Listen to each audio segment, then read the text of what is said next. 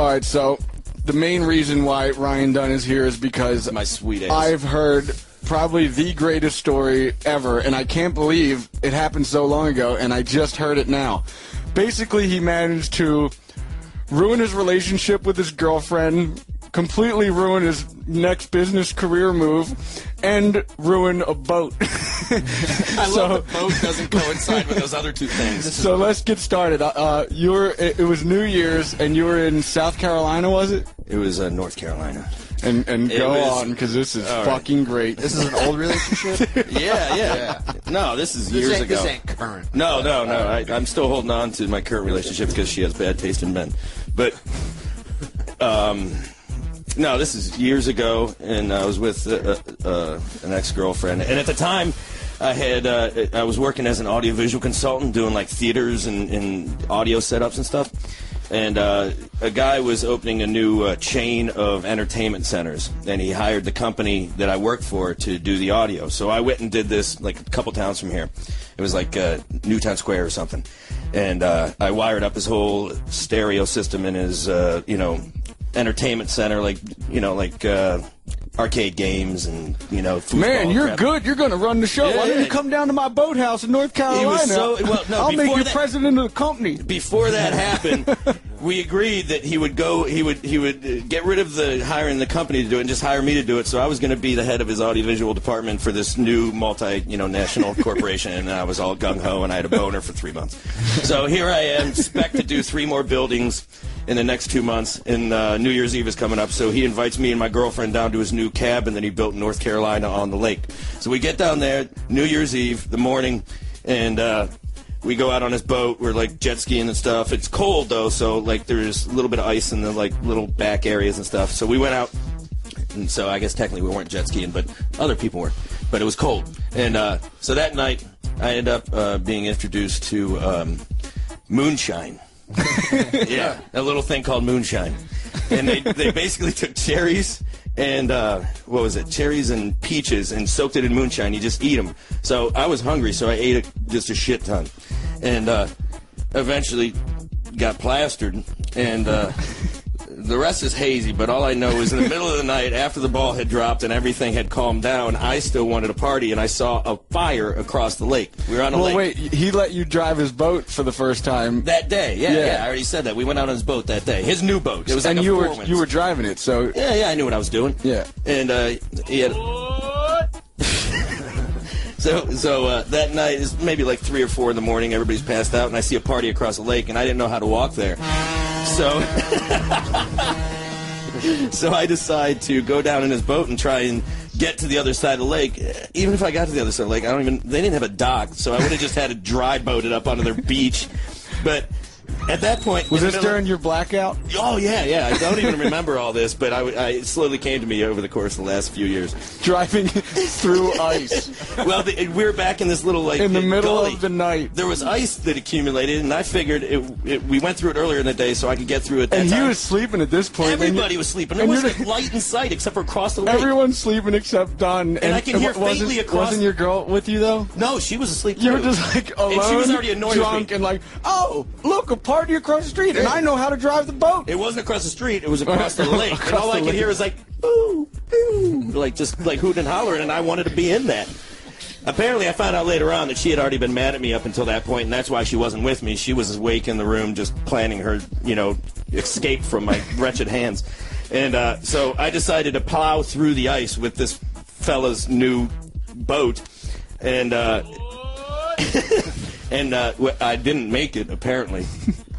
But I remember partying after that, so maybe I did walk around the lake. But long story short, I woke up in the morning, and I go downstairs, and I got a hell of a hangover. And his wife, my new business partner's wife, makes me a Bloody Mary and hands it to me very somberly. And it had pickled green beans in it. It was the best Bloody Mary I've ever had, and I was just loving it. Just trying to recount all the fun we had the night before.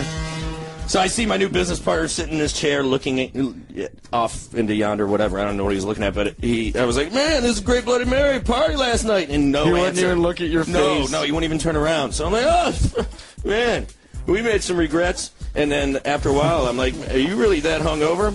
and I realized what he's looking at. The whole back of his house, it's an A-frame like cabin, was glass, and he is just dead set on staring at just the stern of his boat hanging out of the ice. It's just the top of the boat hanging out of the water, completely sunk. It was probably 2 feet of the boat hanging out. So the sleeping quarter, the bathroom, the engine, and all 6 seats were underneath the ice. And You go, wow, this is a dang good Bloody Mary, isn't it? And then when what are you all down in the dumps about? You still hungover or something? Oh, who did that? I, at that point, didn't know I had done it. What kind of boat was it? It was a 4 winds. It was like a 30-footer. It was brand new. 6-seater? Yeah, yeah. And I'd like to assume that it wasn't broken, but I'm pretty sure the ice just tore through that whole thing.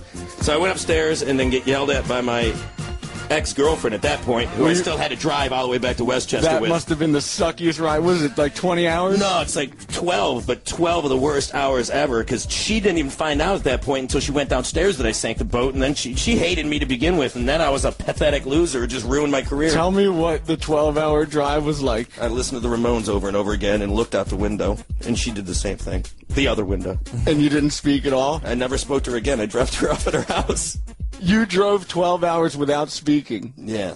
That sucks. Yeah, it was terrible. And on top of that, I didn't know how to pay for the guy's poor boat. So I get back home. And when you listen to the Ramones, do you get all down in the dumps? No, I get kind of excited. Yeah, because, I mean, where would I be right now if I was still doing audiovisual work and dating that girl? She had like a wart on her face the size of a friggin' fist. Wow. No, she was beautiful other than that, but didn't have a great personality. She went and cheated on me with a friend of mine. That was after that, actually, so I was really pathetic. Yeah, so... wow, so man, this is a dang good Bloody Mary. What are you all down in the dumps? Oh, man, who did that? I sent him a check that would have bounced for either 25 or 35 grand that I didn't have. I was just trying to reclaim my career move, and he never cashed it and never called me. What did you say to him when you saw it?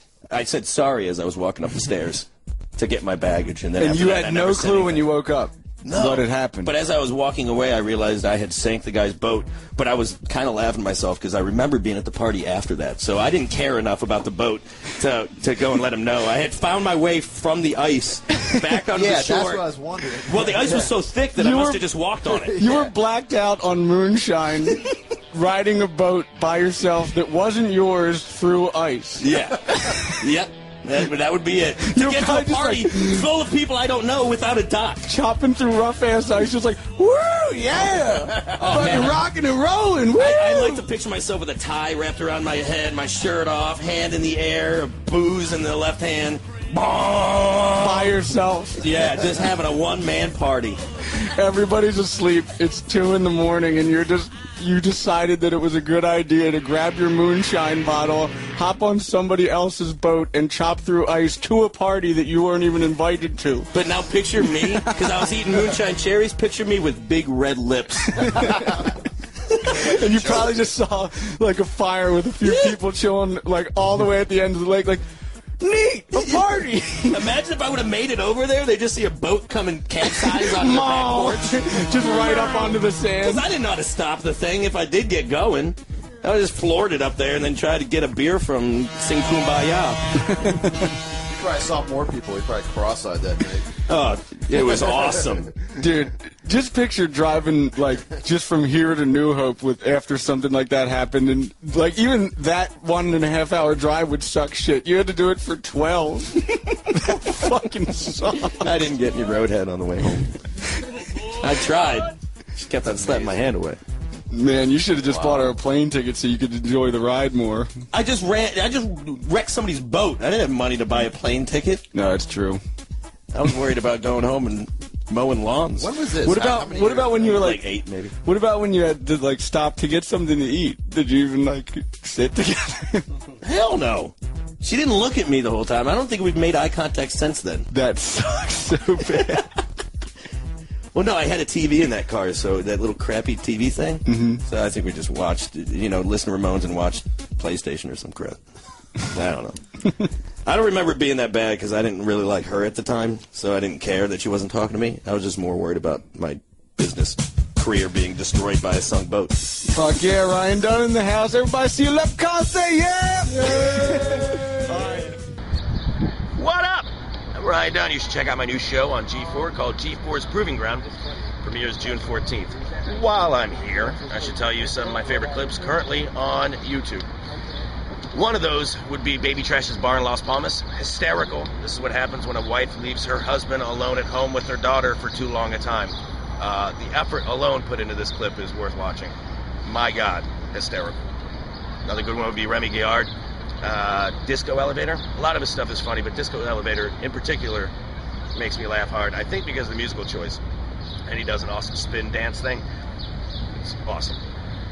Sipping Out of Cups is a good one, but literally everybody's seen that. But we should watch it again. I always thought that guy was high in a closet, but it turns out he was sober when he wrote that, which makes him truly weird. And a new one I saw today, I'm hoping I'm like one of the first, is Barbershop Quartet Perform Surgery. Funniest thing I've seen all day.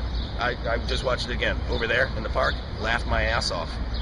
And finally, pretty much anything with cats. While you're here, I think we're downloading some footage from the new show, which is G4's Proving Ground.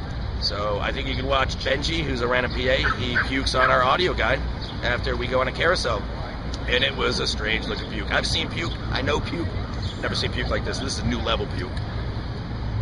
Blew me away. And me tasting chemicals at the lab is the hardest I've laughed in a long time, because that scientist had no interest in anything I was doing. He hated me and wanted me to leave his area as soon as possible, which in turn made the producer laugh, the director laugh, and then me laugh even harder. We were all laying on the ground. Hardest I've ever laughed. Me tasting chemicals. And that's pretty much it. Thanks for listening to me, and check out G4's Proving Ground, which premieres Tuesday, June 14th at 8 p.m. on G4. And check out G4TV.com/Proving Ground for an exclusive behind-the-scenes clip. And follow us on Twitter, G4 Proving Ground.